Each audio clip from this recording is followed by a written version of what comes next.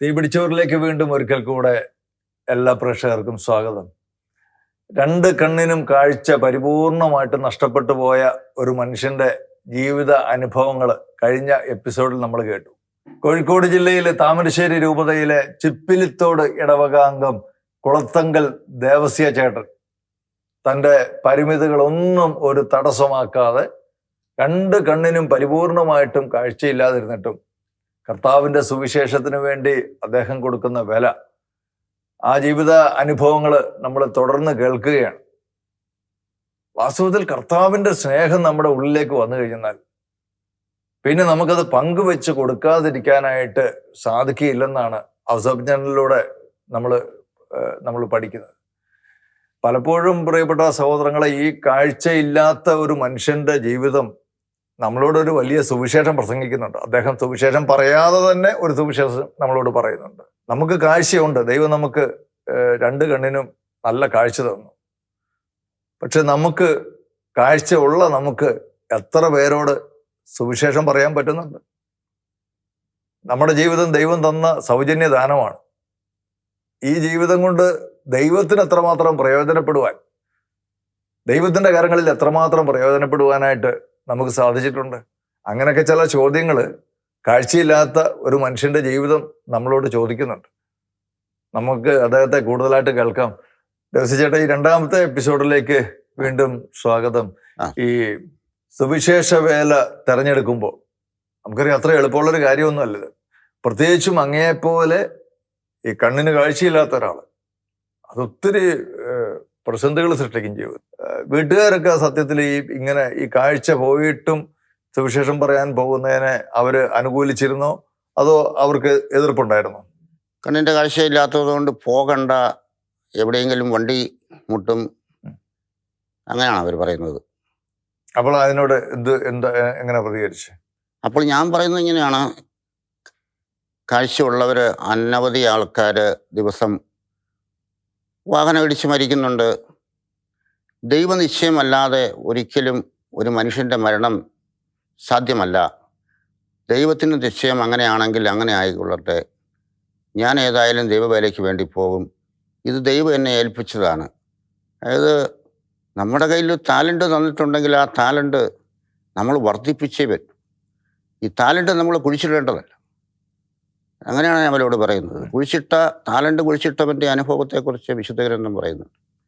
അപ്പോൾ ടാലൻറ്റ് നമ്മൾ വർദ്ധിപ്പിക്കും. ഈ തെരുവുകളിലൊക്കെ പോയി പ്രസംഗിക്കാൻ പോകുമ്പോൾ എങ്ങനെ ഈ മൈക്ക് കാര്യങ്ങളൊക്കെ വേണമല്ലോ, അതെന്ത് ചെയ്യും? അത് മൈക്ക് കാര്യങ്ങളൊക്കെ ചിലപ്പം ഒരു രോഗിയായിരിക്കും എനിക്ക് കിട്ടുന്നത് ഒരു വഴികാട്ടിയായിട്ട്. രോഗിയെ കിട്ടുകയാണെന്നവരിൽ ഞാൻ തന്നെ 20 കിലോ മൈക്ക് എടുത്തിട്ട് തോളലിട്ട്, ഞാൻ ഈ തോൾ എനിക്ക് പറ്റില്ല, ഇവിടെ ഈ നട്ടലിൻ്റെ പ്രശ്നമൊക്കെ ഉള്ളതുകൊണ്ട് ഇവിടെ പറ്റില്ല. ഈ തോളിലിട്ടിട്ട് ഞാൻ ബസ്സിൽ കയറി ഇറങ്ങി ഞാൻ തന്നെ ഈ ആൾ വഴി കാണിച്ച് ഇങ്ങനെ പോകുന്നെന്ന് മാത്രമേ ഉണ്ടാവുള്ളൂ ചില സമയങ്ങളിൽ. കാരണം ഇങ്ങനെയുള്ള സുവിശേഷപരക്കൊക്കെ വീണ്ടും കഴിഞ്ഞാൽ ആരെയും കിട്ടുകയില്ല. കാരണം എന്താണെന്ന് ചോദിച്ചു കഴിഞ്ഞാൽ, ധ്യാനകേന്ദ്രങ്ങളൊക്കെ ആണെങ്കിൽ വളരെ സുഖമാണ്, എല്ലാവരും വിളിച്ചു കഴിഞ്ഞാൽ വരും. തെരുവെന്ന് പറയുമ്പോൾ ആർക്കും അങ്ങനെ ഇഷ്ടമില്ല. കാരണം തെരുവ് ശുശ്രൂഷ എന്ന് പറയുന്നത് എന്തോ ഒരു മാന്യത കുറവാണ്. മനുഷ്യർ ഇതിന് വില കൊടുക്കുന്നത്. അപ്പം അതുകൊണ്ട് തെരുവിന് ശുശ്രൂഷയ്ക്ക് വളരെ ആൾക്കാർ വിളിച്ചു കഴിഞ്ഞാൽ കിട്ടാൻ ഇല്ല. ചിലവ് ഞാൻ തന്നെ എടുത്തോളാം, നിങ്ങളുടെ ചിലവൊന്നും നിങ്ങൾ എടുക്കണ്ട, എല്ലാ ചിലവും എടുത്തോളാം എന്ന് പറഞ്ഞാൽ പോലും അങ്ങനെ എടുത്തൊക്കെയാണ് കൊണ്ടുപോകുന്നത്. സഹായിക്കാൻ വരാൻ ബുദ്ധിമുട്ടാണ് ആൾക്കാർക്ക്. അതെ, അങ്ങനെ എടുത്തിട്ടൊക്കെയാണ് കൊണ്ടുപോകുന്നത്. ചിലവുകളൊക്കെ എടുത്തിട്ടാണ് കൊണ്ടുപോകുന്നത്. ഒരു ദിവസം കൂലിയും കൊടുക്കുമായിരിക്കും അവർക്ക്. കൂലിയായിട്ടൊന്നും കൊടുക്കില്ല, കൂലി ദൈവം തരുമെന്ന് പറയും. വട്ടച്ചെലവും അവരുടെ ഭക്ഷണ ചെലവും സമ്മതമായിട്ട് ആൾക്കാർ വരാനുണ്ടോ? കൂടെ വരാൻ ആൾക്കാരുണ്ടോ? ഉണ്ട്. അല്ലെങ്കിൽ വളരെ ചുരുക്കമാണ്. ഇടയ്ക്ക് കൊല്ലം പിടിക്കും, ആരെങ്കിലും ഒക്കെ പിടിക്കും. കുറെ പേരുണ്ട്. എന്താ വഴിയിലൊക്കെ പോയി നിന്ന് പ്രസംഗിക്കുന്നത് എന്താണ്? എന്താണ് ജനങ്ങളോട് വിളിച്ചു പറയുന്നത്? ജനങ്ങളോട് വിളിച്ചു പറയുന്നത് യേശുവാണ് രക്ഷകൻ. അതിൻ്റെ ഏറ്റവും മറ്റൊരുവനിലും രക്ഷയില്ല, യേശുവിലാണ് രക്ഷ. നമ്മുടെ അനുഭവങ്ങൾ പങ്കുവെച്ചുകൊണ്ട് പറയും. അതായത് മദ്യപാനത്തിന് അടിമയായിരുന്ന, വളരെ ക്രൂരനായിരുന്ന, ജീവിതം തകർന്നുപോയ ഒരു മനുഷ്യനെ യേശു ക്രിസ്തു ഇങ്ങനെ മാറ്റി. ഞാനാണ് അതിന്റെ ഉദാഹരണം. അതെ. അങ്ങനെ പറയുമ്പോ ഈ ആൾക്കാരുടെ പ്രതികരണം എങ്ങനെയൊക്കെയായിരുന്നു? ആൾക്കാരുടെ പ്രതികരണം എന്ന് പറഞ്ഞാൽ, ഞങ്ങൾ ഇത് കഴിയുമ്പം ചില ചോദ്യങ്ങളൊക്കെ ചോദിക്കും ചില ആൾക്കാർ ചില സ്ഥലത്തു നിന്നൊക്കെ. ചിലപ്പം ചിലർ പറയും ഞങ്ങൾ വന്നിട്ട് നിങ്ങൾ ഇത് നിർത്താവുള്ളൂ, ഇത് ഞങ്ങൾക്ക് കുറച്ചും കൂടി കേൾക്കണമെന്നൊക്കെ പറഞ്ഞ് പിന്നെ ഞങ്ങളോട് പറയുന്ന ആൾക്കാരുണ്ട്. അതേസമയം ഇതിനെ എതിർക്കുന്ന ആൾക്കാരുമുണ്ട്. അങ്ങനെ എതിർപ്പുകൾ എവിടെ നിന്നൊക്കെ ഉണ്ടായിട്ടുണ്ട്? അങ്ങനെ വല്ല പ്രശ്നങ്ങളും വല്ലതും ഉണ്ടായിട്ടുണ്ടോ? ഞങ്ങൾ ഇവിടെ പ്രസംഗിക്കാൻ പാടില്ല, ഇവിടുന്ന് പോകണം, അങ്ങനെയൊക്കെ ആരെങ്കിലും ഉണ്ട്. അങ്ങനെ അനവധി സ്ഥലത്തുനിന്ന് മൈക്ക് തല്ലിപ്പൊട്ടിച്ച് കളയും, അല്ലെന്നൊരിയിൽ ഇവിടുന്ന് എടുത്ത് കൊണ്ടുപോകണം എന്നൊക്കെ പറയുമ്പോൾ അതല്ലെന്നൊരിൽ ഇവിടെ പ്രസംഗിക്കാൻ പാടില്ല, യേശുവിനെ പ്രസംഗിക്കാൻ പറ്റില്ല എന്ന് പറഞ്ഞ് കണ്ണൂർ സൈഡുകളിലും ഇങ്ങനെ പല സ്ഥലങ്ങളിലും ഇങ്ങനെ പറയാറുണ്ട്. ചില സ്ഥലങ്ങളിൽ പറയുമ്പോൾ ഞാനിപ്പോൾ അവരോടൊന്നും പറയല. അവരോട് നമ്മൾ അങ്ങോട്ടൊന്നും പറയല. വിശുദ്ധ ഗ്രന്ഥത്തിൽ പറഞ്ഞിട്ടുണ്ട്, നിങ്ങളെ ഒരു സ്ഥലത്ത് സ്വീകരിക്കാതെ ഇരുന്നാൽ നിങ്ങൾ ആ സ്ഥലം വിട്ട് അടുത്ത സ്ഥലത്തേക്ക് പൊക്കോളാൻ മാത്രമേ പറഞ്ഞിട്ടുള്ളൂ, വേറെ ഒന്നും പറഞ്ഞിട്ടില്ല. അവരോട് അവിടെ നിൽക്കാനോ അല്ലെങ്കിൽ ഒന്നും പറയാൻ പറ്റില്ല. ഒരു ദിവസം വഴക്കുണ്ടാക്കാൻ വേണ്ടി തെറി പറഞ്ഞ് കാർക്കിച്ച് തുപ്പി ഇങ്ങനെ നിന്ന് ഒരു മനുഷ്യനോട് പറഞ്ഞു, ഞങ്ങൾ അവന് 10 കൊടുക്കട്ടെ എന്ന് ചോദിച്ചപ്പോൾ ഞങ്ങൾ പറഞ്ഞു, ഒന്നും ചെയ്യരുത്, എന്തെങ്കിലും ചെയ്തിട്ടുണ്ടെങ്കിൽ ഞങ്ങൾ ചെയ്യുന്ന മുഴുവൻ ഒരു അർത്ഥം ഉണ്ടാകല്ലോ, അവൻ വെറുതെ നിൽക്കില്ല, പൊക്കോളുന്നു. കുറച്ച് നേരം അവിടെ നിന്ന് പറഞ്ഞിട്ട് അവർ പോയി. ഞങ്ങൾ പുറത്ത് വചനം പറഞ്ഞു, അവിടെ നിന്ന് വചനം പറഞ്ഞു. താമരശ്ശേരി പുതിയ ബസ് സ്റ്റാൻഡിൽ വെച്ച്. അതുപോലെ നിലമ്പൂർ ബസ് സ്റ്റാൻഡിൽ വെച്ചൊരു അനുഭവം ഉണ്ടായി. പോലീസ് സ്റ്റേഷനിലേക്ക് അവർ വിളിപ്പിച്ചെന്നെ. അപ്പോൾ പരാതി എഴുതി കൊടുത്തെന്ന സർക്കിൾ പറഞ്ഞ് എന്നോട് പറഞ്ഞു, എഴുതി തന്നിട്ടാണ് ഞാൻ നിങ്ങളെ വിളിപ്പിച്ചത്, പരാതി എഴുതി തന്നിട്ടാണ്. ഇപ്പം എൻ്റെ കൂടെ നിലമ്പൂരുകാർ തന്നെ ഒരു 3-4 പേരുണ്ട്. അവർ ആരും വചനം പറയുന്നില്ല, ഞാൻ തന്നെ വചനം പറയുന്നുള്ളൂ. അവർ എന്നെ വണ്ടിയിൽ കൊണ്ടുപോകും, തിരിച്ച് വീട്ടിൽ കൊണ്ടുപോകും, തിരിച്ച് അങ്ങനെ സ്റ്റേഷനിലേക്ക് പോകാനായിട്ട് സർക്കിൾ വിളിച്ചല്ലേ നമുക്ക് പോകാതിരിക്കാൻ പറ്റും. ഞാൻ പറഞ്ഞു, ഓട്ടോ വിളിച്ചു, നമുക്ക് ഓട്ടോ വിളിക്ക് പോവുക. നമ്മൾ ഓട്ടോ വിളിച്ച് അതേ കയറി അവിടെ ചെന്ന് കഴിഞ്ഞപ്പോൾ അവർ പറയുന്നു, ഇത് മൈക്ക് മലിനീകരണം ഉണ്ടാക്കുന്ന മൈക്കല്ല, ഇതിന് സാധാരണ പോലീസ് പെർമിഷൻ ആവശ്യമുള്ള മൈക്കല്ല, ഇതിന് കുഴപ്പമൊന്നുമില്ലല്ലോ, ഇത് ശബ്ദ മലിനീകരണമൊന്നും വരുന്നില്ല, നിങ്ങളൊരു കാര്യം ചെയ്തു, ഞങ്ങൾക്കിത് എഴുതി തന്നുകൊണ്ട് നിങ്ങളെ വിളിപ്പിച്ച. ഞാൻ ഈ വഴിയെ കുത്തി കയറി ചെന്ന് കഴിഞ്ഞപ്പോൾ തന്നെ അവർക്ക് തോന്നിയത്. അപ്പോൾ നിങ്ങൾ അവിടെ ചെന്നിട്ട് നിങ്ങളുടെ എന്തൊക്കെയോ പറയാനുള്ളെങ്കിൽ അത് പറഞ്ഞു തീർത്തതിന് ശേഷം നിങ്ങൾ അവിടെ നിന്ന് പോയാൽ മതി, ബസ് സ്റ്റാൻഡിൽ പോയാൽ മതി സി എ പറഞ്ഞു. അപ്പം അവിടെ ചെന്നതിനൊരു കാരണം എന്താണെന്ന് ഞാൻ പറഞ്ഞു, അവിടെ ചെന്ന് എൻ്റെ കൂടെ പോകുന്നവർക്കൊക്കെ പേടിയായി. ഞാൻ അവരോട് പറഞ്ഞു, പൗലോസിനെയും ശീലാസിനെയും ഒക്കെ ഇട്ടതുപോലെ ഒരു ദിവസം നമ്മളെ ഇവിടെ ഇടുകയും ഒരു 1-2 അടിയോ ഒക്കെ അല്ലെങ്കിൽ അടി കിട്ടിയാൽ നമുക്ക് ദൈവത്തിന്റെ വചനം പ്രസംഗിച്ചിട്ട് അടി കിട്ടിയാൽ അതൊരു യോഗ്യതയായിട്ട് നമുക്ക് അത് 10,000 കോടി രൂപ കിട്ടുന്നതിലും വിലയാണ്. 10,000 കോടി രൂപ കിട്ടുന്നതിലും വിലയാ ദൈവവചനം പ്രസംഗിച്ചിട്ട് അവരോട് പറഞ്ഞ് ഞാൻ ധൈര്യം കൊടുത്തവർക്ക്. അതൊരു നമുക്ക് കിട്ടുന്ന ഒരു വലിയ റിവാർഡായിട്ട് നമുക്ക് വലിയൊരു അവാർഡാണ്, വലിയൊരു ഗിഫ്റ്റ് അങ്ങനെ കിട്ടിയിട്ടുണ്ടെങ്കിൽ ദൈവത്തിന്റെ വചനം കിട്ടിയിട്ടുണ്ടെങ്കിൽ വസ്തുവാ, അത് സത്യാവസ്ഥയാണ്. അത് കിട്ടിയിട്ടുണ്ട്. അങ്ങനെ എവിടുന്നേലും വല്ല അടി വരാൻ കിട്ടാനുള്ള ഭാഗ്യം ഉണ്ടായോ? അടി ഇതുവരെ ആരും മേത്ത് തൊട്ടിട്ടില്ല. ഇങ്ങനെ പിടിച്ചവരെയൊക്കെ അങ്ങോട്ടൊക്കെ അങ്ങനെ അത്രയൊക്കെ ഒന്നും ചെയ്തിട്ടൊന്നുമില്ല. അപ്പൊ ഈ വിരോധികൾ വന്ന് തെറിയൊക്കെ വിളിച്ചിട്ടുണ്ട്. തെറിയൊക്കെ വിളിച്ചിട്ടുണ്ട്, തെറിയൊക്കെ ഇഷ്ടം പോലെ വിളിച്ചിട്ടുണ്ട്. തെറി വിളിച്ചിട്ടുണ്ട്. പിന്നെ ഇപ്പൊ ഇതിനകത്ത് കണ്ണൂർ ഭാഗത്തേക്ക് ചെന്ന് കഴിഞ്ഞാൽ കുറച്ച് പേര് ദൈവം ഇല്ലെന്ന് പറയുന്ന ആൾക്കാരുണ്ട്. ദൈവം ഇല്ല, നിരീശ്വരവാദികൾ ഒത്തിരി പേര്. കണ്ണൂരും എല്ലാ സ്ഥലത്തും ഉണ്ട് നിരീശ്വരവാദികൾ, ദൈവമില്ലെന്ന് പറയുന്നുണ്ട്. പിന്നെ യേശുവിനെ അവരോടൊക്കെ ആ സമയത്ത് നമുക്ക് മനസ്സുകൊണ്ട് അവരോട് പിണക്കോ വിഷമോ ഒന്നും തോന്നിയിട്ടില്ല? ഒന്നുമില്ല. നമ്മുടെ ഒരു സ്വന്തം സഹോദരനെ പോലെ അവർക്ക് വേണ്ടി പ്രാർത്ഥിക്കാമെന്ന് ദൈവം ആവശ്യപ്പെടുന്നത്. ദൈവം നമ്മളോട് പറഞ്ഞു, അപ്പം തന്നെ അവർക്ക് പ്രാർത്ഥന ആവശ്യമുണ്ട്. നമ്മളോട് ആരെ എതിർത്ത് നമ്മളോട് സംസാരിക്കുന്നോ, വെറുപ്പും വിദ്വേഷത്തോട് നമ്മളോട് സംസാരിക്കുന്നോ, അവർക്ക് നമ്മുടെ പ്രാർത്ഥന ആവശ്യമുണ്ട്. കാരണം ശത്രുവിന് വിശക്കുന്നെങ്കിൽ ആഹാരം കൊടുക്കണമെന്നാണ് വിശുദ്ധ ഗ്രന്ഥം പറയുന്നത്. ഇപ്പം ഈ ഒരു ഇത് മാത്രം നമ്മൾ എടുത്താൽ മതി, വേറെ ചെയ്യട്ടെ, അവരൊറ്റ വചനം മാത്രം. ഇപ്പം അതുകൊണ്ട് നമ്മൾ അവർക്ക് വേണ്ടി പ്രാർത്ഥിക്കണം. അത് പരിശുദ്ധാത്മാവരുടെ അവരിലേക്ക് കടന്നു വരും. ഇങ്ങനെ നമ്മൾ ഈ തെരുവ് പ്രസംഗം തുടരുമ്പോ ഈ മദ്യപാനികളായിട്ടുള്ളവരെ കണ്ടുമുട്ടുകയും അവരെ ആരെങ്കിലും ഒക്കെ നമുക്കിങ്ങനെ ഒന്ന് വീണ്ടെടുക്കാനായിട്ട് സാധിച്ചിട്ടുണ്ടോ? അങ്ങനെ 1-2-3 പേരെയൊക്കെ സാധിച്ചിട്ടുണ്ട്. അവർ ധ്യാനത്തിന് കൊണ്ടുപോകാനും ധ്യാനത്തിലൂടെ അവർ മാറ്റം വരാനും ഒക്കെ സമ്മതിച്ചിട്ടുണ്ട്. അപ്പം ഈ മാത്രമല്ല, മറ്റ് ആവശ്യങ്ങൾക്കൊക്കെ ഓരോരുത്തർ എന്തെങ്കിലും കാരണങ്ങൾ പറഞ്ഞ് വരുമ്പോൾ, അല്ല ഞങ്ങൾക്ക് രോഗാവസ്ഥയാണ് ഞങ്ങളുടെ, അപ്പം നമ്മളെല്ലാം ഇവരെല്ലാം ഡിവൈനിലേക്ക് പോവുക. യേശു രക്ഷകനാണ്, യേശു എല്ലാത്തിനും മതിയായവനാണ്, യേശു സൗഖ്യദായകനാണ്, യേശു പാപമോചകനാണ്. ഇവരോട് പറഞ്ഞു കൊടുക്കും, പാപങ്ങൾ മോചിക്കണം. നിങ്ങളുടെ ഈ പാപമുള്ളത് പാപത്തിൻ്റെ അവസ്ഥയിലൂടെ കടന്നു പോകുന്നതാണ്. അപ്പോൾ ഈ പാപത്തിൻ്റെ അവസ്ഥയെക്കുറിച്ചൊക്കെ നമ്മൾ ശരിക്കും നന്നായിട്ട് പറഞ്ഞു കൊടുക്കുന്നുണ്ട് തെരുവിലേ. പാപത്തിൻ്റെ അവസ്ഥകൾ, ഇന്നത്തെ പാപത്തിൻ്റെ അവസ്ഥകൾ ഇവിടെ പറയുന്നുണ്ട്. അതായത് ഇന്നത്തെ കാലഘട്ടത്തിൻ്റെ തന്നെയാണ്, ഈ കാലഘട്ടത്തിനനുസരിച്ചുള്ളൊരു വചനം നമുക്ക് തെരുവിൽ കൊടുക്കാൻ സാധിക്കുന്നുണ്ട് വളരെ വ്യക്തമായിട്ട് ഇന്നത്തെ കാലഘട്ടത്തിനനുസരിച്ച്. കാരണം ഈ പിഞ്ചു കുഞ്ഞുങ്ങളെ പിടിച്ച് ദുർവിനിയോഗം ചെയ്യുന്നതിനെക്കുറിച്ചും, അതുപോലെ ഈ പിന്നെ മൊബൈൽ ഫോണിൻ്റെ ഗെയിം കളിച്ചിട്ടുള്ള ആത്മഹത്യയെ, പിള്ളേരുടെ ആത്മഹത്യ, അതേക്കുറിച്ചും അങ്ങനെയെല്ലാം വളരെ വ്യക്തമായിട്ട് തന്നെ വചനത്തിലൂടെ നമ്മൾ തെരുവിൽ കൊടുക്കുന്നുണ്ട്. പാപത്തിന് മേഖലകളിൽ തന്നെ കൊടുക്കുന്നുണ്ട്. ഈ കാഴ്ച നഷ്ടപ്പെട്ടതിന് ശേഷം ബൈബിൾ വായിക്കാനൊന്നും പറ്റിയിട്ടില്ലല്ലോ. അപ്പൊ എങ്ങനെയാ ഇപ്പൊ വചനം വായിക്കുന്നതും പഠിക്കുന്നതും ഒക്കെ? ഞാൻ തന്നെ വളരെ അത്ഭുതപ്പെട്ടു ഈ കാര്യത്തിനകത്ത്, എങ്ങനെ എനിക്കിങ്ങനെ വചനം കിട്ടുന്നുവെന്ന്.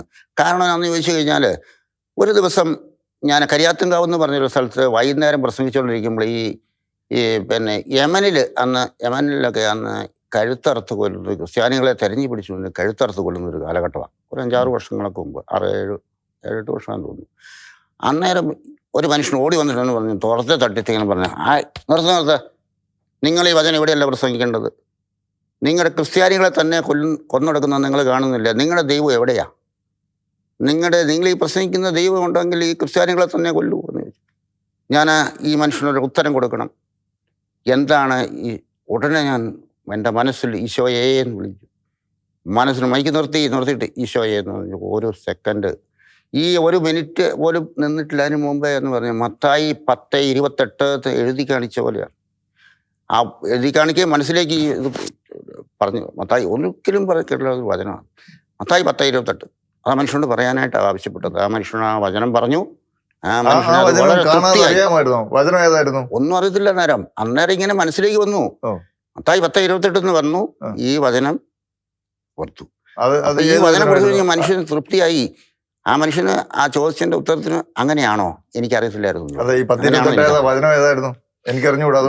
10:28 ഇങ്ങനെയാ പറയുന്നത്, നിങ്ങൾ നിങ്ങളുടെ ശരീരത്തെ കൊല്ലുന്നവനെ നിങ്ങൾ ഭയപ്പെടേണ്ട, മറിച്ച് നിങ്ങളുടെ ആത്മാവിനെയും ശരീരത്തെയും കൊല്ലുന്നതിന് ശേഷം നരകത്തിലേക്ക് തള്ളിയിടാൻ അധികാരമുള്ളവനെ നിങ്ങൾ ഭയപ്പെട്ടാമെന്നാണ് പറയുന്നത്. വീണ്ടും യോഹന്നാൻ 6:61 പറയുന്നത്, ആത്മാവാണ് ജീവൻ, ശരീരം ഒന്നിനും ഉപകരിക്കുന്നില്ല. ആത്മാവാ ജീവൻ. അപ്പം അതുകൊണ്ട് ഈ ആത്മാവാണ് ദൈവത്തിന് ആവശ്യം. ഞാൻ ഇയാളോട് പറഞ്ഞതാ, ശരീരം അവിടെ പ്രസക്തമല്ല. അവർ ശരീരത്തെ കൊല്ലുന്നുള്ളൂ, അവർക്ക് ശരീരത്തെ കഴുത്തറക്കാൻ പറ്റുന്നുള്ളൂ. അവരുടെ ശരീരം മാത്രമേ അവിടെ നഷ്ടപ്പെടുന്നുള്ളൂ. അവരുടെ ആത്മാവാണ് ദൈവത്തിന് ആവശ്യം ആത്മാവിനെ മതി. അതായത് പറഞ്ഞു വരുന്നത്, ഈ വചനമൊന്നും കാണാതെ നമുക്ക് അറിഞ്ഞുകൂടായിരുന്നു. പക്ഷെ ആ സമയത്ത് കൃത്യമായിട്ട് പറയുന്നുണ്ട്. നമ്മളെ ഓർമ്മിപ്പിക്കുക. വീണ്ടും എനിക്ക് സംശയം വന്നിട്ട് ഞാൻ വീണ്ടും ചോദിക്കുന്നു, ഈ വചനങ്ങൾ എനിക്ക് എങ്ങനെ കിട്ടുന്നു എന്ന്. ഞാൻ ഈ കൊട്ടേഷൻ സഹിതം ഇത് പറയണമെങ്കിൽ ഇത് എങ്ങനെയാണ് നമുക്ക് കിട്ടുന്നത്? ഞാൻ കൗൺസിലിങ്ങിന് 2 കൗൺസിലിങ്ങുകാരോട് ചോദിച്ചപ്പോൾ 2 പേരും പറഞ്ഞത്, പരിശുദ്ധ അമ്മ ഞാൻ മൈക്ക് കയ്യിലെടുക്കുമ്പോൾ വചനത്തിൻ്റെ ചുരുളുമായി എൻ്റെ പുറകിൽ ഇങ്ങനെ 2 സൈഡിലും വചനത്തിൻ്റെ ചുരുള് നിൽക്കുന്നതായിട്ട് അവർക്ക് കാണുമെന്നാണ് പറയുന്നത്. പരിശുദ്ധ അമ്മ അങ്ങനെ പിടിച്ചു നിൽക്കുന്നതെന്ന്, വചനത്തിൻ്റെ ചുരുള് പിടിച്ചു നിൽക്കുക. എനിക്ക് പിന്നെ പറഞ്ഞാൽ മതി എന്നാണ്. അപ്പൊ ഇപ്പൊ നമ്മൾ ദിവസേന ബൈബിൾ വായന ഉണ്ടോ? അതോ ആരെങ്കിലും വായിച്ച് കേൾപ്പിക്കുകയോ അല്ലെങ്കിൽ ഈ നമ്മുടെ പിന്നെ ഓഡിയോ ബൈബിള് കേൾക്കുകയോ അങ്ങനെ എന്തെങ്കിലും ചെയ്യുന്നുണ്ടോ? ഇല്ല, ഞാനങ്ങനെ ബൈബിള് വായിച്ചു കേൾക്കലൊന്നുമില്ല. വായിച്ചു കേൾക്കാൻ വീട്ടിലാർക്കും സമയമില്ല, എല്ലാവർക്കും പണിയിലാണ്, സമയമില്ല. വായിക്കണമെന്ന് ആഗ്രഹമൊക്കെ ഉണ്ട്, പക്ഷെ വായിക്കാൻ പറ്റുകയല്ലോ, പോലും കാണുകയല്ലോ. ഇനിയിപ്പം ഒന്നും കാണുന്നില്ല. അപ്പം ഞാൻ ഈ കുറച്ച് ശാലോമിലൊക്കെ കുറച്ച് കേൾക്കും, ശാലോം TV-യിൽ അല്ലെങ്കിൽ അപ്പം പിന്നെ കുറച്ച് ഈ കാര്യങ്ങൾ ഇങ്ങനെ കേട്ട് കഴിഞ്ഞാൽ ചിലപ്പോൾ ആ ഭാഗങ്ങൾ ചിലപ്പോൾ നമ്മളിങ്ങനെ ഓർത്തിരിക്കും. അപ്പോൾ ഓർത്തുകൊണ്ട് വീണ്ടും അത് മനസ്സിലിങ്ങനെ പറയുന്നത് കൊണ്ട് ഇത് നമ്മുടെ മനസ്സിലേക്ക് ഇങ്ങനെ കടന്നു വരും. ബൈബിൾ വചനങ്ങളൊക്കെ ശരിക്കും കാണാപ്പാടമാണോ? കുറെയെല്ലാം ഒത്തിരി എല്ലാം കാണാപ്പാടം അറിയാം. കാണാതെ നമുക്ക് ഇപ്പം പറയാൻ സാധിക്കുന്നുണ്ട്. കാരണം എന്താണെന്ന് വെച്ച് കഴിഞ്ഞാൽ, ഈ നമ്മളിങ്ങനെ പോകാനുള്ള കാരണം തന്നെ ഞാൻ പലരോടും പറയുന്നുണ്ട്, പല വ്യക്തികളോടും പറയുന്നു. പുറപ്പാട് 9:16 ഇപ്രകാരം പറയുന്നുണ്ട്, എൻ്റെ ശക്തി നിനക്ക് കാണിച്ചു തരാനും ലോകം മുഴുവനും എന്നെ പ്രഘോഷിക്കാൻ നിന്നെ ജീവിക്കാൻ അനുവദിച്ചിരിക്കുന്നത് മറ്റൊന്നിനുമല്ല. ജീവിക്കാൻ അനുവദിച്ചിരിക്കുന്നത് പുറപ്പാട് 9:16 വചനം രേഖപ്പെടുത്തി വെച്ചിരിക്കുക. വീണ്ടും അപ്പസ്തോല പ്രവർത്തനം 1:8 പറയുന്നുണ്ട്, നിങ്ങൾ ഈ പരിശുദ്ധാത്മാവ് വരുമ്പോൾ നിങ്ങൾ യൂദയായാലും സമറിയായാലും ലോകത്തിൻ്റെ അതിർത്തി മുഴുവനും പോയി എനിക്ക് സാക്ഷികളാകണമെന്ന് പറയുന്നത്. അത് ദൈവത്തിൻ്റെ വാക്കാണ്. ദൈവം നമ്മളോട് കൽപ്പിച്ചിരിക്കുന്ന കാര്യങ്ങളാണ്. സുവിശേഷം പ്രസംഗിക്കുന്നില്ലെങ്കിൽ എനിക്ക് ദുരിതം എന്ന് പറഞ്ഞിട്ടുണ്ട്. അപ്പോൾ ഈ ദുരിതം ഒരു പരിധി വരെ വരുന്നത് സുവിശേഷം പ്രസംഗിക്കാനാണെന്നും നമുക്ക് പറയാൻ പറ്റും. ദുരിതം സുവിശേഷം പ്രസംഗിച്ചാൽ അത് നന്മയാണ്, അത് പുരോഗതിയാണ്. സുവിശേഷം പ്രസംഗിക്കുന്നില്ലെങ്കിൽ പ്രസംഗിക്കാൻ ദൈവം നമ്മളോട് ആവശ്യപ്പെട്ടിട്ടുണ്ട്. മർക്കോസിന്റെ സുവിശേഷത്തിലും അങ്ങനെ അനേകം പ്രാവശ്യങ്ങളിൽ പല സ്ഥലങ്ങളിലും സുവിശേഷം നിങ്ങൾ പറയണം എന്ന് ദൈവം നമ്മളോട് ആവശ്യപ്പെട്ടിട്ടുണ്ട്. ഇത് നമ്മുടെ ഒരു കടമയായിട്ട്, ഉത്തരവാദിത്തമായിട്ട് കാണുകയാണ്. ഇത് കടമയാണ്.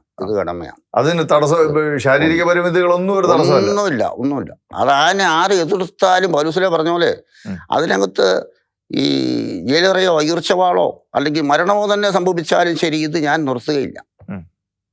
ഈ സുവിശേഷ വേല ഞാൻ ഒരിക്കലും നിർത്തുകയില്ല. ആരോഗ്യം അനുവദിക്കുന്നിടത്തോളം കാലം, യാത്ര ചെയ്യാൻ പറ്റുന്നിടത്തോളം കാലം തീർച്ചയായിട്ടും നമ്മൾ പോയി സുവിശേഷം പറയുക തന്നെ പറഞ്ഞിരിക്കും. കാരണം ഇത് നമുക്ക് തന്നിരിക്കുന്ന ഒരു കൽപ്പനയായിരുന്നു. ഈ സഹായിയായിട്ട് ഒരാളെയും കൂടെ കൊണ്ടുപോകണമല്ലോ. അപ്പൊ ചെലവുകളൊക്കെ വരുമല്ലോ. അപ്പൊ ഈ ചെലവിനൊക്കെയുള്ള പൈസ എങ്ങനെയാ കണ്ടെത്തുന്നത്? അതെല്ലാം ഞാൻ എൻ്റെ കയ്യിൽ നിന്ന് മാത്രം എടുക്കും. കയ്യിൽ നിന്ന് എടുക്കുമെന്ന് എനിക്ക് കുറച്ച് പറമ്പിൽ ഇച്ചിരി റബ്ബറൊക്കെ ഉണ്ട്. ആ റബ്ബറിന് ഇപ്പം പിള്ളേർക്കൊന്നും അങ്ങനെ ഒന്നും കൊടുക്കണ്ട. പിള്ളേർ ജോലി ചെയ്ത് അവർക്ക് അത്യാവശ്യം ജീവിക്കാനുള്ളതുകൊണ്ട് പിള്ളേരായൊന്നും കണക്കൊന്നും പറയുന്നില്ല ഇപ്പം. പിന്നെ ഇച്ചിരിയൊക്കെ റബ്ബറൊക്കെ വെട്ടിച്ചാൽ ഇപ്പോൾ ഒന്നും കൂലിക്ക് വെട്ടിച്ചൊന്നും കിട്ടുകയില്ല. എന്നാലും ഇച്ചിരി കിട്ടും. പിന്നെ നമ്മുടെ മസ്കറ്റിലുള്ള പെണ്ണ് വല്ലപ്പോഴൊക്കെ ചില പൈസ തരും, സുവിശേഷ വിലയ്ക്ക് വേണ്ടി അങ്ങനെ തരും. പിന്നെ എൻ്റെ പെൻഷന് ഇതെല്ലാം വിട്ട് ഇങ്ങനെ അങ്ങ് പോകും. അപ്പൊ എല്ലാം ഭംഗിയായിട്ട് കാര്യങ്ങളെല്ലാം നടന്നു പോകുന്നു. തീർച്ചയായിട്ടും എല്ലാം ഭംഗിയായിട്ട് നടക്കുന്നുണ്ട്. ദൈവം ഒന്നിനും ഒരു കുറവും വരുന്നില്ല. ഒന്നിനും ഒരു കുറവും ഇന്ന് വരുത്തിട്ടില്ല. നമ്മൾ സുവിശേഷ വിലയ്ക്ക് വേണ്ടി പോകുന്നതിനും ഒരു കുറവില്ല. മറ്റ് വീട്ടിലെ കാര്യങ്ങൾക്ക് യാതൊരു കുറവുമില്ല. വീട്ടിൽ നിന്നും പയ്യൻ പറഞ്ഞ പോലെ എല്ലാം സമൃദ്ധി, എല്ലാം ഇപ്പൊ വളരെ സന്തോഷമല്ല. ദേവസ്വചേട്ടൻ ഈ മദ്യപാനം എല്ലാം നിർത്തി കർത്താവിന്റെ വേലയിലേക്ക് തിരിഞ്ഞു കഴിഞ്ഞപ്പോൾ മക്കളുടെ ജീവിതത്തിൽ ഒരു വലിയൊരു ഉയർച്ച വന്നു. നമ്മൾ പ്രതീക്ഷിക്കാത്ത ഒരു ഉയർച്ച വന്നു മക്കളുടെ ജീവിതത്തിൽ. അപ്പൊ ജീവിത പങ്കാളിയൊക്കെ ആയിട്ട് മക്കളും ഒക്കെ ആയിട്ട് വളരെ സന്തോഷത്തിലും കഴിഞ്ഞു പോവുകയാണ്. ഇടവകയിലെ വികാരിയച്ഛന്മാര് മാറി വരുന്നവര് അവരൊക്കെ എങ്ങനെയാ അങ്ങോട്ടുള്ള സമീപനം എന്ന് പറഞ്ഞാൽ ഈ കണ്ണിന് കാഴ്ചയില്ലാത്ത ഒരാള് സുവിശേഷം പ്രസംഗിക്കാൻ പോണോ വേണ്ടയോ എന്നൊക്കെ അവർ ചോദിക്കാറുണ്ടോ? അവർക്ക് വളരെ സന്തോഷമാണ്. ഞാൻ എന്നും മിക്കവാറും തന്നെ ഞാൻ അച്ഛൻ്റെ തലയിൽ കൈവയ്പ് പ്രാർത്ഥന, രാവിലെ കുർബാന കഴിഞ്ഞിട്ട് കൈവയ്പ് പ്രാർത്ഥന കഴിഞ്ഞിട്ടേ പോവുള്ളൂ. കൈവച്ച് പ്രാർത്ഥിക്കും, തല കൈവച്ച് പ്രാർത്ഥിക്കും. അപ്പം അച്ഛന് അനമ്പളം തെളിച്ച് കൈവച്ച് പ്രാർത്ഥിച്ചിട്ടാണ് നമ്മളിങ്ങനെ പോകുന്നത്. മിക്കവാറും അത് എനിക്ക് കിട്ടാറുണ്ട്. വളരെ സപ്പോർട്ടാണ് അവർ ചില സമയങ്ങളിലൊക്കെ ചിലപ്പം പറയുകയും ചെയ്യും, ഇങ്ങനെ രണ്ട് കണ്ണും കാഴ്ച പോകുമ്പോൾ നിങ്ങളൊക്കെ എന്താണ് ചെയ്യുന്നത് എന്നൊക്കെ ഇടവൊക്കെ ചിലപ്പം ചില അച്ഛന്മാർ പറയുകയും ചെയ്യും. ഞങ്ങളുടെ ഫ്രാൻസിസ്കൻ സഭയുടെ വൈദികരാണ്. ദേവസ്വചേട്ടൻ്റെ ഇനിയുള്ള ആഗ്രഹം എന്താണ് ശരിക്കും പറഞ്ഞാൽ? ഇനിയുള്ള ആഗ്രഹം എന്ന് പറഞ്ഞാൽ എനിക്ക് മറ്റൊരു പരിപാടിക്ക്, മറ്റൊരു പണിക്കും, യാതൊരു ലോകത്തിൻ്റെതായ മറ്റുള്ള യാതൊരു പരിപാടിയും പോകുന്നില്ല. ഞാൻ എൻ്റെ മരണം വരെ പിന്നെ ഈ സുവിശേഷ വേലയായിട്ട് പോകണം, അല്ലെങ്കിൽ മിഷൻ പ്രവർത്തനം. ഈ മഴക്കാലമൊക്കെ ആയിക്കഴിഞ്ഞാൽ പിന്നെ ഈ മൈക്കെടുത്ത് തെരുവിലാവുന്നതുകൊണ്ട് അങ്ങനെ പറ്റുന്നില്ലല്ലോ. ഇങ്ങനെ പോകാൻ പറ്റുന്ന വേണ്ട വടക്കേ ഇന്ത്യയിലെ ഭാഗങ്ങളിൽ എവിടെ വേണമെങ്കിലും പോകാൻ നമ്മൾ റെഡിയാണ്. കേരളത്തിന് പുറത്ത് ഇതുവരെ എവിടെയെങ്കിലും പോയിട്ടുണ്ടോ? ഞാൻ ഒറീസയിലൊക്കെ 2 പ്രാവശ്യം പോയിട്ടുണ്ട്. ഒന്നല്ല 2 പ്രാവശ്യം. അത് പിയാത്ത് മിഷൻ എന്ന് പറയുന്ന സിറ്റി ബ്രദർ അവർ കൊണ്ടുപോയത്. ബന്ധപ്പെട്ട് പോയത്. അവിടെ എന്തായിരുന്നു ശുശ്രൂഷകളൊക്കെ? അവിടെ മധ്യസ്ഥ പ്രാർത്ഥനയാണ് കൂടുതലും. പിന്നെ നമ്മൾ ഈ തെരുവിൽ മാത്രമല്ല, നമുക്കിപ്പോൾ ഒരു ബസ്സിൽ നമ്മളെ അടുത്ത് ഒരാൾ വന്നിരിക്കുക, ഒരു പരിചയവും വേണ്ട, ആ ബസ്സിലുള്ള ആൾ നമുക്ക് ഈശോയെ കൊടുക്കാൻ പറ്റും. അങ്ങനെ ഞാൻ അനേകം പേർക്ക് ഈശോയെ കൊടുത്തിട്ടുണ്ട്. ഗൾഫിലുള്ള 1-2 മുസ്ലിംസിന്റെ നമ്പറൊക്കെ എൻ്റെ ഫോണിനകത്തുണ്ട്. അവരവരുടെ കുടുംബ കാര്യങ്ങളെല്ലാം എന്നോട് ഷെയർ ചെയ്തിട്ട് പ്രാർത്ഥിക്കാൻ വേണ്ടിയിട്ട് ആവശ്യപ്പെട്ടിട്ട് ബസ്സിൽ സീറ്റിൽ എൻ്റെ അടുത്തിരുന്നവരാ. അടുത്തിരുന്നു നമുക്കൊരു 2 മണിക്കൂർ അല്ല ഒരു 3-4 മണിക്കൂർ കിട്ടണം കേട്ടോ. 4 മണിക്കൂർ കിട്ടിക്കഴിഞ്ഞാൽ നമുക്ക് അവരെ ഈശോയെ കൊടുക്കാൻ സാധിക്കും. ആദ്യം അവരുടെ കുടുംബ പശ്ചാത്തലങ്ങളും മറ്റു കാര്യങ്ങളും എല്ലാം ചോദിച്ച് മനസ്സിലാക്കി, ഭാര്യയും ഭർത്താവ് മറ്റു കാര്യങ്ങളെല്ലാം അവരുടെ കുടുംബകാര്യങ്ങളും മറ്റു കാര്യങ്ങളും എല്ലാം നമ്മൾ അവർ നമ്മളുടെ ഒരാളായിട്ട് നമ്മൾ ആദ്യം ഇങ്ങോട്ട് എടുക്കണം. അവരെ എടുത്തിട്ടാണ് പിന്നെ അവരുമായിട്ട് നമ്മൾ ഈശോയെ കൊടുക്കാൻ പോകുന്നത്. സ്നേഹം അതിനകത്ത് കുറച്ച് നമ്മൾ ചിലപ്പം ഈ പാവികളെ നേടേണ്ടതിന് വേണ്ടി പാവികളുടെ കൊടുന്നെന്ന് പറഞ്ഞ പോലെ നമ്മൾ അല്പം ചിലപ്പോൾ ഈ ഭൗതിക കാര്യങ്ങളെക്കുറിച്ചൊക്കെ ആദ്യം സംസാരിച്ചൊക്കെ വന്നെങ്കിലേ ഇവരെ ആദ്യം നമുക്ക് അങ്ങനെ എടുക്കാൻ പറ്റുള്ളൂ. അങ്ങനെയൊക്കെ സംസാരിക്കും. അങ്ങനെയൊക്കെ സംസാരിച്ച് വന്നിട്ട് രാഷ്ട്രീയ കാര്യങ്ങളും ഒക്കെ സംസാരിച്ച് അറിയുമ്പോൾ നമുക്കറിയാൻ പറ്റും ഏത് രാഷ്ട്രീയക്കാരെന്ന് പറയാൻ പറ്റും.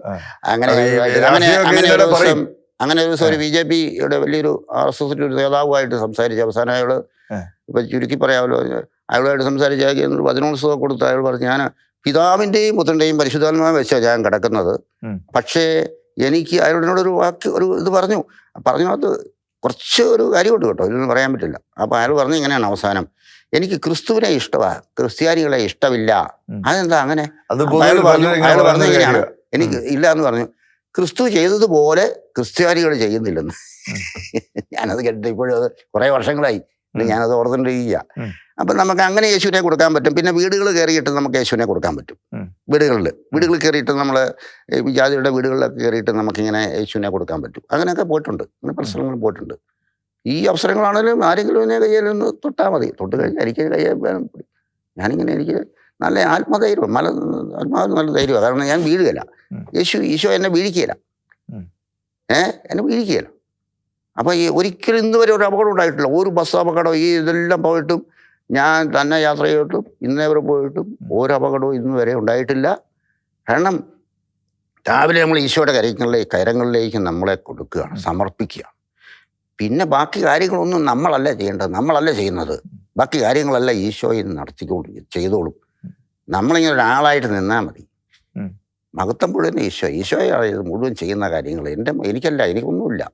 എനിക്കൊന്നുമില്ല, എല്ലാം ഈശോയാണ് ചെയ്യുന്നത്. എല്ലാ കാര്യങ്ങളും ഈശോ ചെയ്യുന്നു. ഈശോയുടെ മഹത്വത്തിന് വേണ്ടി നമ്മൾ ഒരാളായിട്ട് നമ്മൾ നിൽക്കുന്നു, ഈശോയുടെ മഹത്വത്തിന് വേണ്ടി മാത്രം.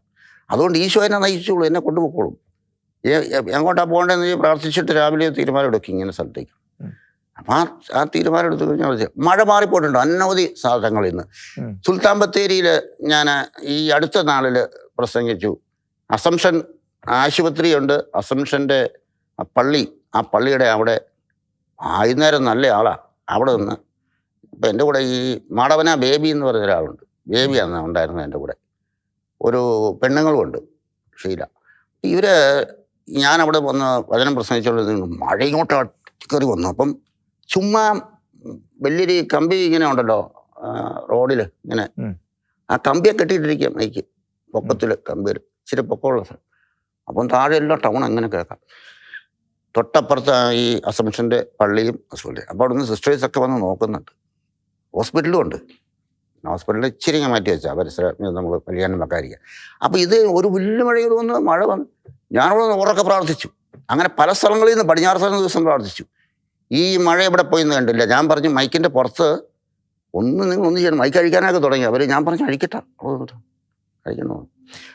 അവിടെ നിന്ന് ഉറക്കെ മഴയെ ശ്വാസിച്ച് പ്രാർത്ഥിച്ചു, ഉറക്കെ പ്രാർത്ഥിച്ചിട്ട് പറഞ്ഞു പതുക്കെ. എന്നിട്ട് ഉറക്കെ പ്രാർത്ഥിച്ചിട്ട് പതുക്കെ മനസ്സിൽ പറഞ്ഞു, ഈശോയെ ഒരത്ഭുതം ചെയ്യണം, നാണം കരുത്തരുത്.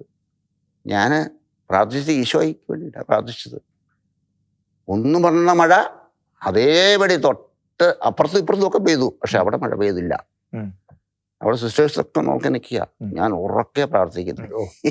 അങ്ങനെ അനവധി സ്ഥലങ്ങളിൽ നിന്ന് അങ്ങനെ പടിഞ്ഞാറ് സ്ഥലം, അതുപോലെ കണ്ണൂർ സ്ഥലത്ത് നിന്ന് അങ്ങനെ അനവധി സ്ഥലങ്ങളിൽ നിന്ന് മഴ മാറിപ്പോയതായിട്ട്. ആ സ്ഥലത്ത് പെയ്യല. ആ സ്ഥലത്ത് നമ്മൾ 1 മണിക്കൂറോ അരമണിക്കൂറോ എടുത്തു കഴിഞ്ഞതിന് ശേഷമേ അവിടെ പെയ്യൂ. അങ്ങനെ അനവധി കാര്യങ്ങൾ നടന്നിട്ടുണ്ട്. നല്ലൊരു വിശ്വാസത്തിന്റെ ഉറപ്പ് ഈ സംഭവങ്ങളിലൂടെയൊക്കെ നമ്മുടെ അകത്ത് വന്നിട്ടുണ്ട്. തീർച്ചയായിട്ടും നമ്മൾ ഈശോയുടെ നാമത്തിൽ പറയുകയും പ്രാർത്ഥിക്കുകയും ഒക്കെ ചെയ്യുമ്പോൾ അതങ്ങനെ തന്നെ സംഭവിക്കും എന്നുള്ള ഉറപ്പ് കിട്ടിയിട്ടുണ്ട്. അതെ. ചില സമയത്ത് കുഞ്ഞുങ്ങളെ സങ്കീർത്തനം 107:3 അത് പ്രാർത്ഥിക്കാൻ പറഞ്ഞു. അപ്പോൾ അവർക്ക് പിറ്റേ ദിവസം നിങ്ങൾ മാമോദിസ വിളിക്കുമെന്ന് പറഞ്ഞ് പോയിട്ടുണ്ടെങ്കിൽ വിളിച്ചിട്ടുണ്ട്. ഒരുപാട് ഡോക്ടേഴ്സൊക്കെ ഉപേക്ഷിച്ച് കാര്യങ്ങളൊക്കെ ഈ സങ്കീർത്തനം 127:3 പ്രാർത്ഥിക്കാൻ പറഞ്ഞു. ഈ 127:3 മക്കൾ ദൈവത്തിന്റെ ദാനം ഉദരബല ഒരു സമ്മാനം നിങ്ങളുടെ അടിവയറ്റി കൈവച്ചിട്ട് നിങ്ങൾ പ്രാർത്ഥിച്ചാൽ മതി. 1 വർഷം കഴിയുമ്പോൾ നിങ്ങൾ എന്നെ മാമോദിസ വിളിക്കുന്നു. ഞാൻ വിളിച്ചിട്ടുണ്ട്. അപ്പൊ അങ്ങനെയുള്ള ചില കാര്യങ്ങളിൽ പോകുന്ന വഴിക്ക് ഒക്കെ ഇങ്ങനെ അവര് വിഷമമൊക്കെ പറയും, ചില വിഷമമൊക്കെ പറയും. അങ്ങനെ പറയുമ്പോൾ അവർക്ക് ഇങ്ങനെ വചനങ്ങൾ പറഞ്ഞു കൊടുക്കും. സാമ്പത്തികപരമായിട്ടുള്ള ബുദ്ധിമുട്ടുണ്ടെങ്കിൽ അവർക്ക് ഫിലിപ്പിയർ 4:19 വചനം പറഞ്ഞ് പ്രാർത്ഥിക്കാൻ പറയും. വെച്ച് ഇങ്ങനെ രോഗികളോടാണെങ്കിൽ പറഞ്ഞു കൊടുക്കും. പിന്നെ ജ്ഞാനം 16:12 പറഞ്ഞ് പ്രാർത്ഥിക്കും. അപ്പം ഇങ്ങനെ ചില കാര്യങ്ങളൊക്കെ പോകുന്ന വഴിക്ക് ഇങ്ങനെ ചില കാര്യങ്ങൾ ചില മനുഷ്യർ ചോദിക്കുന്നുണ്ട്. പിന്നെ ഏറ്റവും നേട്ടം ഈ അബ്സബ് ചേട്ടൻ ഒത്തിരി വചനോത്സവം കൊണ്ടുവരും. ഇതിങ്ങനെ കൊണ്ടുവരും.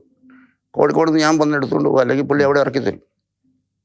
അങ്ങനെ ഇറക്കി തരും. ഇത് എല്ലാവരുടെയും കയ്യിലെത്തുന്നു ഏറ്റവും വലിയ വിജയം. പ്രസംഗത്തെക്കായി കൂടുതൽ ഈ ആൾക്കാരെല്ലാം ഇത് മേടിച്ചുകൊണ്ട് പോകുന്നത് മുസ്ലിംസും, ചുരുക്കം ചില മുസ്ലിംസ് മാത്രം വേണ്ടാന്ന് പറയും. ഇങ്ങനെ കൈകൊണ്ട് വേണ്ട അമ്മ കൊടുക്കാനിരിക്കുന്നു. അപ്പം ഞാൻ വിളിച്ച് പറയും, മൈക്കിൽ കൂടെ ഞാൻ പോവുകയാണെങ്കിൽ ഞാൻ പ്രസംഗിച്ചോണ്ടെങ്കിൽ വിളിച്ചു പറയും, നല്ലൊരു മാസിക സൗജന്യമായിട്ട് വിതരണം ചെയ്യുന്നുണ്ട്, ഞങ്ങൾ മരണാനന്തര ജീവിതത്തെക്കുറിച്ചും രോഗശാന്തികളെക്കുറിച്ചും അനേകം രോഗശാന്തികൾ അവിടെ നടന്നതായിട്ട് നിങ്ങൾക്ക് വാങ്ങി വായിക്കാവുന്നതാണെന്ന് വിളിച്ച് പറയും. അപ്പോൾ അറിയൂ, പൈസ വേണമെന്നൊക്കെ ചില ആൾക്കാർ ചോദിക്കും. ഒന്നും വേണ്ട.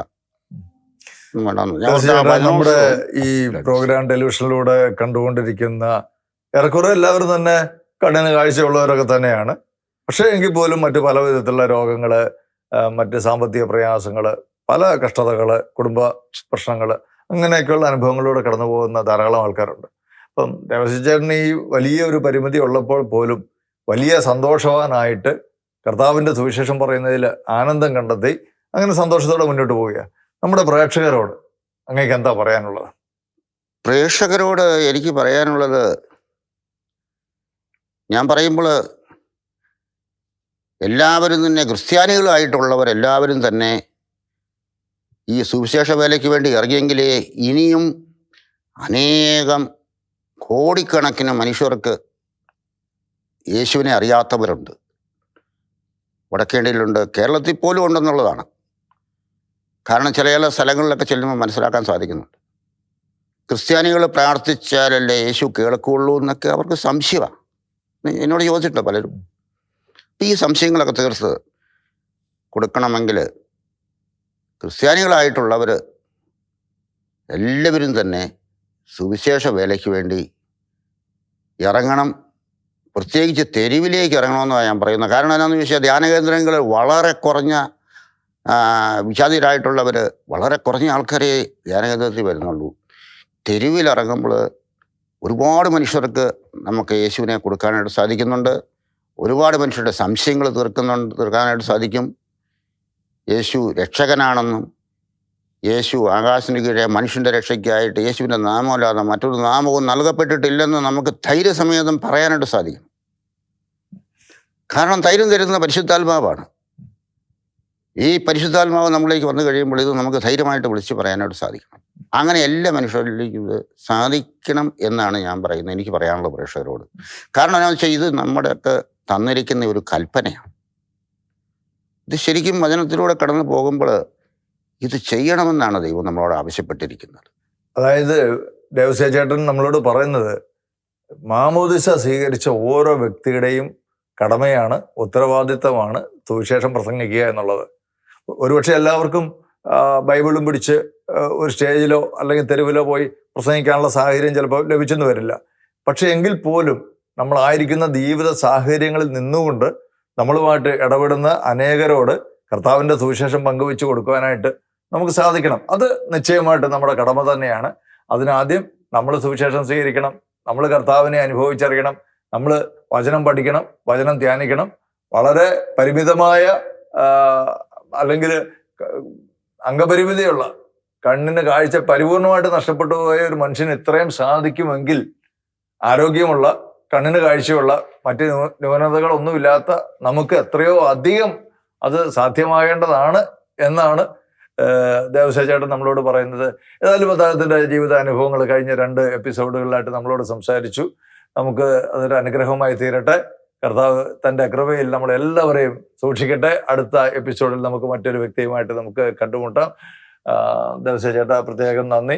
നിങ്ങൾ അടിവാരത്ത് നിന്ന് ഇത്രയും ദൂരം ഒരു സഹായിയുടെ കൂടെ ഇവിടം വരെ വന്ന് ഈ നമ്മുടെ പ്രേക്ഷകരുമായിട്ട് അങ്ങയുടെ ജീവിതാനുഭവങ്ങൾ പങ്കുവയ്ക്കാനായിട്ട് കാണിച്ച ഈ സ്നേഹത്തിനും മനസ്സിനും ഒക്കെ ഒത്തിരി നന്ദി.